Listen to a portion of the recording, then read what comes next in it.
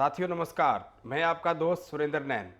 हमारे नए platform Bharat post पर आप सबका स्वागत है। अब रोजाना आपसे यही मुलाकात हुआ करेगी। आज की हमारी खास रिपोर्ट में हम बात करेंगे कि लोकसभा चुनाव में आखिर किसका पलड़ा भारी जो है वो रहने वाला है। देश में लोकसभा के चुनाव चल रहे हैं और 4 जून को देश के मतदाताओं को जो है अपनी अगली सरकार मिल जाएगी। लेकिन जो माहौल चुनाव को लेकर होना चाहिए वैसा माहौल होने की बजाय फीका फीका सा माहौल जो है वो नज़र आ रहा है। जहां चुनाव को लेकर आम लोगों में उत्साह और जोश नहीं दिखाई दे रहा, ठीक वैसा ही माहौल नेताओं का है। खैर, हरियाणा में जो चुनाव हो वो छठे चरण में होने हैं, तब तक माहौल जो है काफ़ी बदल जाएगा। फिलहाल सभी के मन में बस एक ही सवाल है कि आखिर कौन सी पार्टी कितनी सीट जीतेगी। जो बाकी सब राज्यों में हाल है, ठीक वैसा ही हाल हरियाणा में है।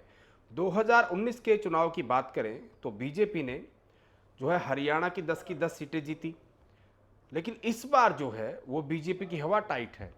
भले ही बीजेपी के नेता 400 पार के नारे के साथ नरेंद्र मोदी को तीसरी बार प्रधानमंत्री बनाने का दावा कर रहे हैं, लेकिन असलियत क्या है वो किसी छिपी हुई नहीं है। 2024 का ये चुनाव बीजेपी के लिए बड़ी चुनौती है, क्योंकि जनता की जो नाराजगी है उसको देखते हुए बीजेपी डैमेज कंट्रोल करने का प्रयास भी कर रही है। और बीजेपी भांप चुकी है कि इस बार जो है वो सिर्फ मोदी के चेहरे पर चुनाव जीतना आसान नहीं है, जबकि कैंडिडेट जो है वो मजबूत देने होंगे।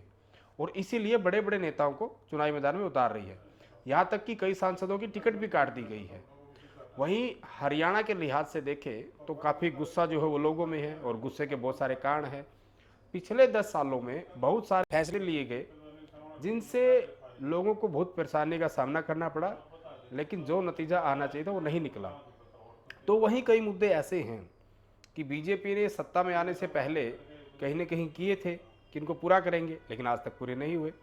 यहाँ तक कि लोग जो है वो मोदी की गारंटी को अब झूठ की गारंटी बताने लगे हैं, जुमलों की गारंटी बताने लगे हैं।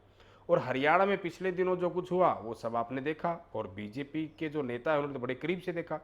बीजेपी ने गुजरात में जो सितंबर 2021 का फॉर्मूला जो हुआ उसी की तर्ज पर, यानी कि उसी प्रयोग को हरियाणा में भी किया। मंत्रिमंडल में मुख्यमंत्री समेत करीब 50% जो है वो मंत्रियों को बदल दिया गया, और मनोहर लाल को हटाकर नायब सैनी को मुख्यमंत्री की कुर्सी पर बैठा दिया गया। तो वहीं पूरे प्लान के तहत जेजेपी को पूरे 5 साल सरकार चलाने की बजाय, यानी कि कार्यकाल से पहले ही बाहर निकाल दिया गया। और जिस तरीके से कहीं ना कहीं हम बड़े नेताओं की बात करें, अनिल विज की, वो बीजेपी के बड़े नेता है, 5 बार के विधायक है, उनको मंत्रिमंडल में शामिल नहीं किया गया। वहीं अहिरवाल के बड़े नेता और लगातार इकलौते ऐसे सांसद जो 5 बार से सांसद राव इंद्रजीत, उनकी भी अनदेखी की गई। यहाँ तक कि जो वहाँ से मंत्री बनाया जिन विधायक को, तो वो उनके यानी कि विरोधी खेमे से आते हैं।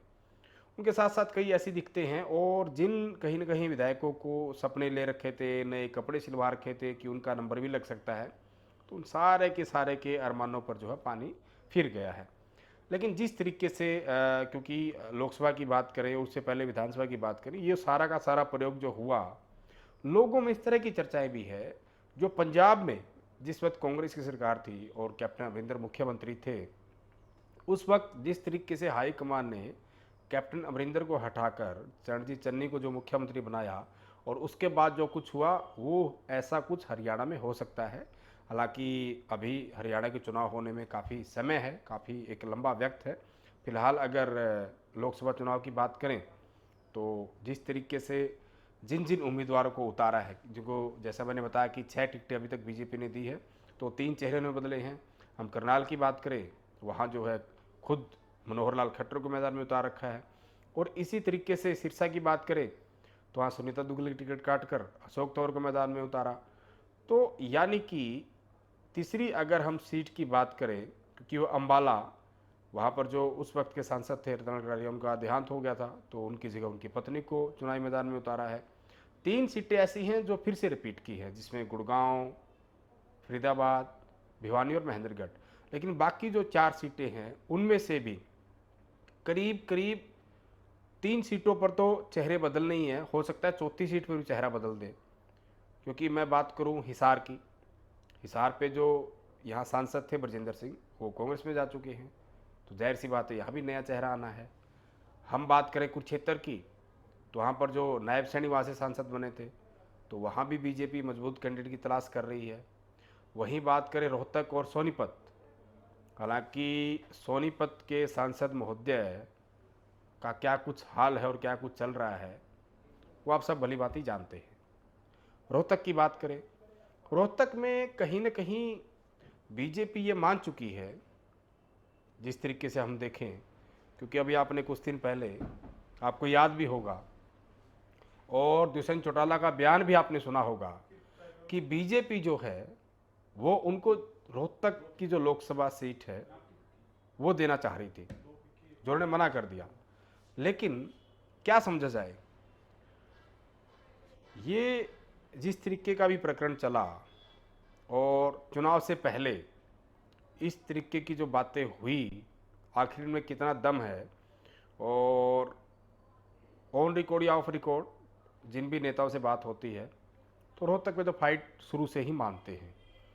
यहाँ अगर बदलाव होता है, मौजूदा जो सांसद है अरविंद शर्मा, अगर उनके चेहरे को बदला जाता है, यानी कि उनके स्थान पर किसी और नेता को जो है मैदान में उतारा जाता है, हालांकि चाहे वो ब्राह्मण ही समाज से हो, तो अरविंद शर्मा जो है वो टिकट लेने में माहिर है। यानी कि एक पार्टी को बाय बाय करने से पहले, उससे पहले वो दूसरी पार्टी से हाय हाय कर लेते हैं। यानी कि हो सकता है कि अगर अरविंद शर्मा की टिकट रोहतक से कट जाती है तो वो कांग्रेस की टिकट पर किसी भी लोकसभा से, किसी भी लोकसभा जिनमें हम करनाल को रख सकते हैं, सोनीपत को रख सकते हैं, वहाँ से चुनाव लड़ने की दावेदारी ठोक सकते हैं। हालांकि ये आगे की बात है कि अगर ऐसा होता है तो, लेकिन फिलहाल आपको क्या लग रहा है, क्योंकि जिस तरीके से हम हरियाणा के बाहर की भी बात करें, बड़े बड़े जो है वो चेहरों को उतारा जा रहा है, और कांग्रेस भी जो है इस बार, कांग्रेस भी बड़े ध्यान से और छांट कर जो है वो टिकटें अपनी वितरण करी। और हरियाणा में तो अभी जिस तरीके से हम सूत्रों के हवाले से अगर बात करें तो अभी लंबा समय लगेगा, कुछ और इंतजार करना पड़ेगा टिकटों के लिए, लेकिन बड़ा मंथन के साथ जो है वो कांग्रेस पार्टी इस बार टिकटें दे रही। यानी कि यूँ कह सकते हैं कि जो कांग्रेस पार्टी ने 2019 में जो गलतियाँ, जो कमियाँ, जो खामियाँ हुई, कहीं न कहीं इस तरह की प्लानिंग है कि कांग्रेस मन से ये चुनाव लड़ना चाहती है इस बार, और पिछली जो गलतियां हुई इस बार ना हो। तो अगर हरियाणा में हम 10 लोकसभा सीटों में से 4 लोकसभा सीटों को छोड़ भी दें तो 6 सीटें ऐसी हैं जिनमें नेट टू नेट आज के हालात को देखते हुए बड़ा टाइट मुकाबला है। हालांकि अधिकतर सीटों पर सभी पार्टियों के उम्मीदवार आने हैं, उन उम्मीदवारों के आने के बाद जो है वो और चुनाव बनेगा। लेकिन फिलहाल मौजूदा परिस्थितियों को देखते हुए आपको क्या लगता है, और कौन सी सीट पर किसको आप जो है वो हावी देखते हैं? आप भी कमेंट के माध्यम से अपनी प्रतिक्रिया ज़रूर दें।